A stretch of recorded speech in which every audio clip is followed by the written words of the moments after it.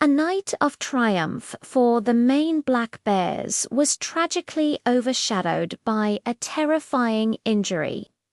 In their dominant 3-0 victory over Boston College on November 23rd, a frightening scene brought the entire arena to a standstill. Freshman defenseman Jeremy Langlois was stretchered off the ice, leaving players and fans holding their breath. This wasn't just a game anymore.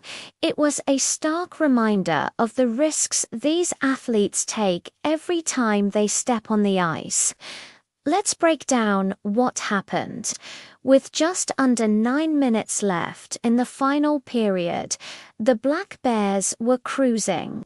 That's when Boston College's Brady Berard delivered a crushing check on Langlois in the corner.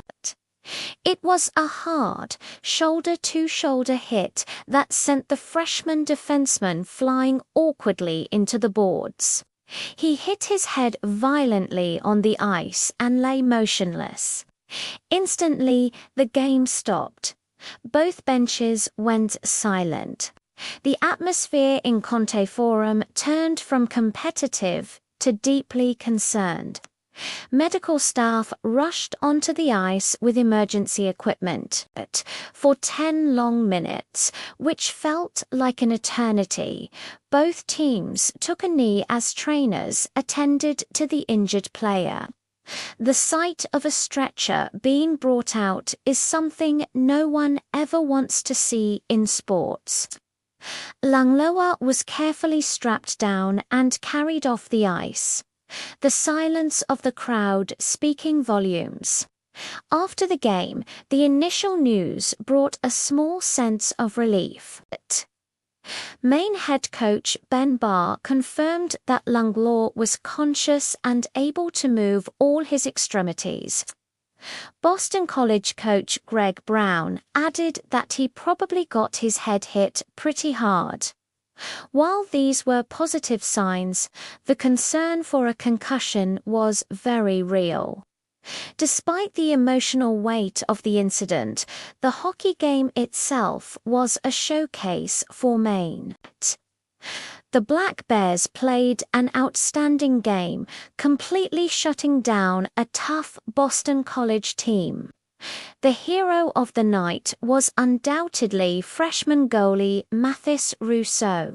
Making his first start since early November, Rousseau was simply phenomenal. He stopped all 21 shots he faced, earning his first ever career shutout on a night that will be remembered for more than just the score.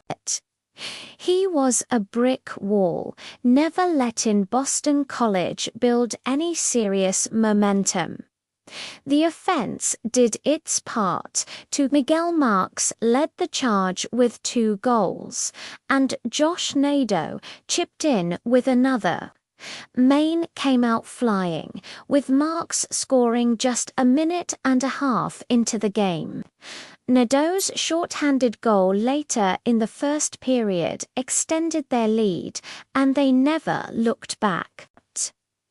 This victory was significant, snapping Boston College's 5-game winning streak and marking Maine's first win at that arena in their last 7 attempts. They successfully salvaged a series split after a tough loss in the first game. This incident shines a bright light on the NCAA's concussion protocols and the ongoing concerns about player safety in college hockey. When a player is suspected of having a concussion, the NCAA has strict return-to-play guidelines. An athlete can't just jump back into practice or competition. They must be cleared by a physician after a supervised progression. It's a necessary process to protect the long-term health of these young players. The hit on Langlois highlights the brutal physical toll of modern hockey. Checks along the boards are a fundamental part of the game, but they carry immense risk.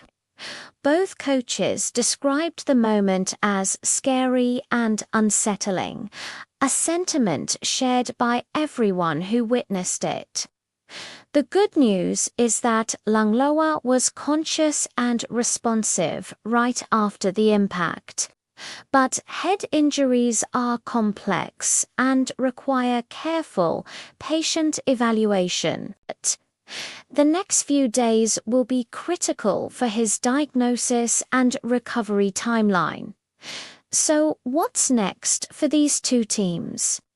For Maine, the win improves their record to 8-5-1.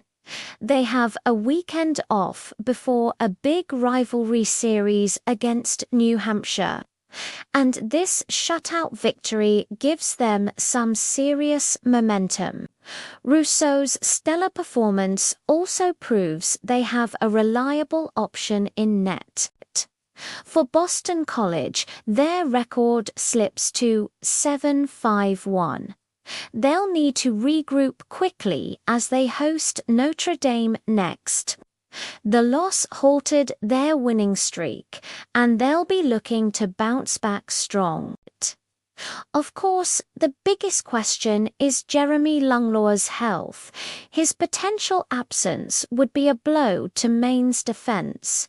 We're all hoping for a full and speedy recovery and to see him back on the ice as soon as he is safely able to return. Moments like these always spark a debate.